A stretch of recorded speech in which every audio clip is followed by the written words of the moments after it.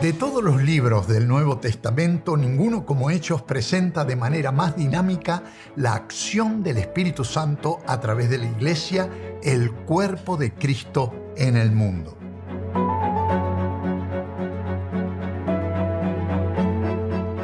En Hechos encontramos el registro de la expansión del Evangelio no solo a diferentes áreas geográficas del mundo conocido, sino a través de las fronteras de las diferencias de cultura, raza y nacionalidad y a todas las facetas de la vida humana. Fueron creyentes llenos del Espíritu Santo los que abrieron el surco para la siembra del Evangelio y quienes llevaron la semilla hasta los confines de la tierra. Acompáñenos en esta serie a descubrir el libro de los Hechos, el Evangelio del Espíritu Santo.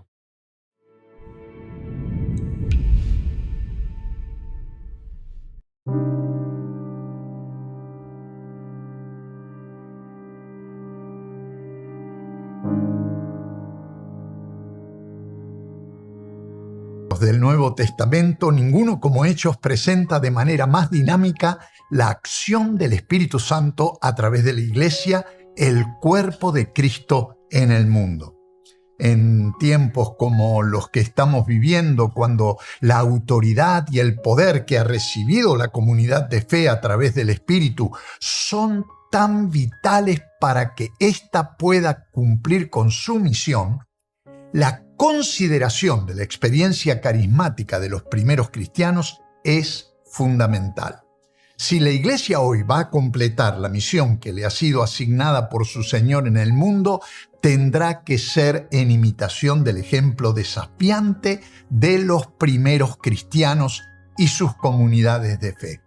El análisis del texto del libro de los Hechos y la exposición y aplicación del mismo pueden ser de gran ayuda en esclarecer la tarea que tenemos en nuestras manos. Y sobre todo pueden enseñarnos sobre los recursos con que contamos para llevarla a cabo. El libro no puede llamarse con exactitud, como lo llama un antiguo documento, los Hechos de todos los apóstoles, porque se limita principalmente al progreso del Evangelio en el camino de Jerusalén a Roma y no considera la labor de todos los apóstoles. Más bien el principal agente de este proceso de testimonio cristiano, según Hechos, fue el apóstol Pablo. Y en ciertas ocasiones, Lucas mismo estuvo presente en los acontecimientos que narra. Lucas tuvo un acceso amplio a las fuentes de información más directas, particularmente en el curso de sus viajes con Pablo y el contacto que logró tener con muchos de los primeros seguidores de Jesús. Esto es así especialmente si la tradición del segundo siglo es verdadera, al presentar a Lucas como nativo de Antioquía de Siria. Otros autores piensan que él puede ser el hombre macedónico de Hechos 16:9. De todos modos, Lucas fue un gentil que heredó la tradición de los historiadores y biógrafos griegos. Su calidad como historiador es notable. La historia de Lucas no ha sido sobrepasada en lo que respecta a su fidelidad y es por esto que él merece un lugar entre los más grandes historiadores de su tiempo. Es probable que el libro de Hechos fuera escrito no mucho tiempo después de la fecha del último acontecimiento descrito, es decir, el fin de los 2 años de la prisión domiciliaria de Pablo en Roma, como leemos en 28:30. La nota optimista con que termina la historia parece indicar la fecha anterior a la persecución bajo Nerón en el año 64, si bien hay eruditos que le asignan una fecha muy posterior. Un propósito claro del libro de Hechos y en realidad de toda la historia narrativa de Lucas es hacer una apología del Evangelio cristiano. Lucas muestra que en todo el Imperio Romano. Las autoridades responsables admitían que el cristianismo no era contrario a la ley. Fíjense, el procónsul de Chipre fue favorable a Pablo y Bernabé, 13:7 al 12. Los magistrados de Filipos pidieron disculpas por su trato indebido a Pablo y Silas, 16:35 al 40. Las principales autoridades de la provincia de Asia en Éfeso eran amigos de Pablo, 19:31. Y el secretario del Consejo Municipal, es decir, el escribano, lo defendió contra las acusaciones de la multitud, 19:35 al 40. Galión, el gobernador de Acaya, se negó a oír las acusaciones que los judíos de Corinto hacían contra Pablo, considerándolas como fuera de la competencia de la ley romana, 18:12 al 17. En Cesarea, los gobernadores Félix y Festo y el propio rey Herodes Agripa II manifestaron creer en su inocencia. Es lo que leemos en 24, versículos 22 al 27, 25, 14 al 22, 26, 31 al 32. ¿Por qué entonces el proceso del testimonio del evangelio cristiano fue acompañado de tantas dificultades? Lucas responde señalando a los líderes judíos de todo el Imperio Romano. Todos los ataques contra los cristianos que él menciona fueron instigados por los cabecillas judíos, con la excepción del azotamiento y prisión en Filipos y la revuelta en Éfeso. En estos dos últimos casos, la reacción se produjo porque la proclamación del Evangelio afectó a ciertos intereses creados de los gentiles. De una ciudad a otra, Pablo y sus compañeros viajaron ofreciendo las buenas nuevas, al judío primeramente y de sinagoga en sinagoga. Pero casi invariablemente el mensaje apostólico fue rechazado en estos contextos y los apóstoles tuvieron que volverse a los gentiles. De modo que, mientras Hechos cuenta el avance del testimonio del Evangelio en las comunidades gentiles del imperio, registra también su rechazo por parte de la mayoría de las comunidades judías.